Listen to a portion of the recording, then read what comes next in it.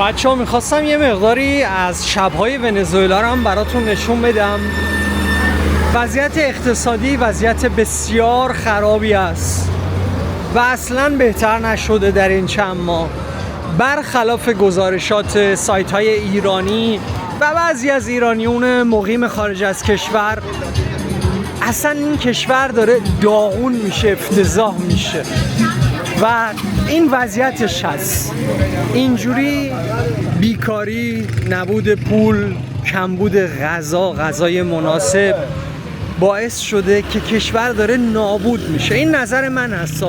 وقتی بدن اینا رو میبینم از خوردن غذاهای بد، پرکالورین و بدون مواد مغذی، تمام بدناشون نابود شده. کشوری که طرف یه روز تو صف بنزین واسطاده، بیا ماشین 1981 رو داره سوار میشه و خدا میدونه تا بخواد این بنزینشو پر کنه و بنزینی که 50 سنت از لیترش.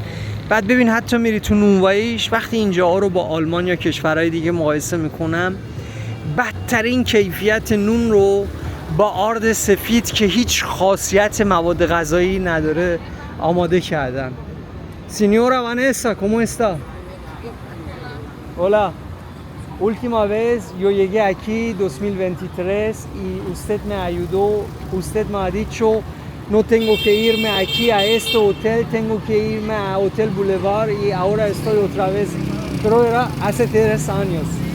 Que tengas buenas noches. Hasta luego. Gracias. Chao. بعد ببینید اکثر مردم در شرایط فعلی بیکار، تمام قیمت‌های مواد غذایی به دلار، مردمی که خودشون به بولیوار ونزوئلا درآمد دارن و وضعیت سیستم حمل و نقلشون رو ببین. حالا اینو با متروی ما در ایران، اتوبوس‌های ما در ایران مقایسه کن. کشوری که ما 47 سال در تحریمیم، الان 43 روز ما در جنگیم. این همه از عزیزان ما شهید شدن، این همه از پل‌های ما، پتروشیمیای ما، تمام زیربناهای ما رو زدن، نیروگاه‌های برق ما. با این حال ما ایستاده ایم، تسلیم نشدیم و اینها وضعشون خیلی بدتر از ماست. یعنی اونایی که تو ایران هی میگفتن آقا آمریکا بیاد اینجوری میشه اونجوری میشه، به خدا خیلی از مردم غذا ندارن خوب برا خوردن. حتی میبینم که اثر منفیش رو حیوانات. قبلا نیست که سگ و گربه و اینا تو خیابونا بودن، هر کسی یه غذایی میخورد یه چیزی به اینا میداد. الان حتی برای حیوانات ندارن. آخ آخ چه صحنه جلوی منه.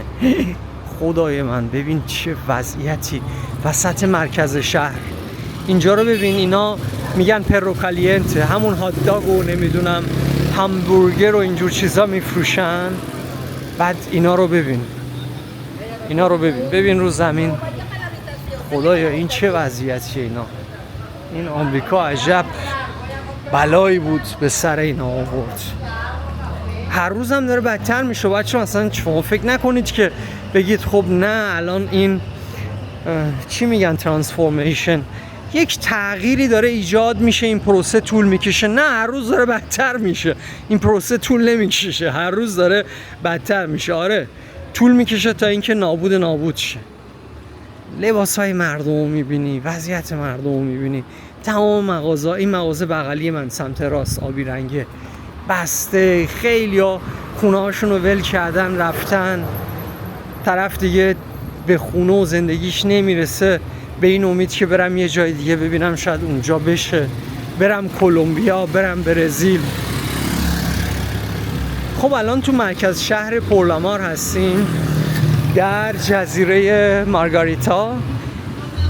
اینجا زمان چاوز بهترین جای دنیا بود. تمام ایتالیایی‌ها، آلمانی‌ها، فرانسوی‌ها همه ویلا داشتن، جت اسکی داشتن، می اومدن 4 ماه 5 ماه میموندن. ایتالیایی‌ها برای خودشون چندین ایتالو کلوب داشتن، کلوب ایتالیایی‌ها داشتن، توش استخر بود، موزیک بود، نمیدونم غذا، پیتزا فلان. همه اونا زمان چاوز و قبل از چاوز بود. دیگه الان در اثر این تحریم ها و فشارهای آمریکا کشور نابود شد. الانم که از وقتی که آمریکا نفت اینا رو به دست گرفته، وضعیتی رو که من دارم میبینم، چون من این کشور رو از 7 سال 8 سال پیش میشناسم، نه اینکه مثلا الان اولین بار اومده باشم بخوام براتون توضیح بدم، نه، از 7 8 سال پیش میشناسم. کشور آقا نابود شد به خدا. ببین یارو لباس خدایا، خداوندا، اینا دیگه آمریکا چه بلایی سر اینا آورد. حالا یه سری از ایرانی‌ها میگن آره بذار بده، نه بده خوزستان آمریکا ببره، بندر عباس و نمیدونم تنگه هور، همه رو بده بره، به قول آقای ظریف بده بره، فقط بده بره. آره بدی بری، بعد خودت هم دیگه جای دادنت یه وقتی زخم میشه. هی بده بره. شهر مثل شهر مرده، ساعت باور کنید 7 هم نمیشه، فکر نمی کنم 7 و ربع بشه. شهر مرده، شهر ارواح، تمام مغازه‌ها بسته، وضعیت اقتصادی داغون.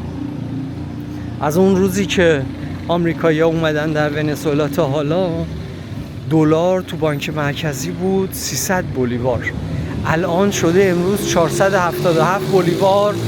دارم دلار رسمی رو میگم، نرخ رسمی بانک مرکزی رو میگم. یعنی این بالای 50% رفته بالا در از 3 ماه و 7-8 روز. الان 11 آپریل هستیم و زمانی که آمریکایی‌ها حمله کرده بودن نمیدونم 4-5 ژانویه بود، یعنی ماه اولشون برج یکشون بود. الان 11 برج 4شون هستیم. 3 ماه چند روز گذشته ببین اینجوری افتضاح شد. بچه‌ها از صحنه اینجا میدان سیمون بولیوار، پلاسا سیمون بولیوار لذت ببرید، عشق کنید. اینجا قبلا لیگوان هم بود تو این مرکزه. لیگوان همون میدونید چه، همون سوسمارای بزرگی که هستن. بعد از این صحنه زیبای کلیسا و دخترای ونزوئلایی که دارن قدم میزنن لذت ببرید.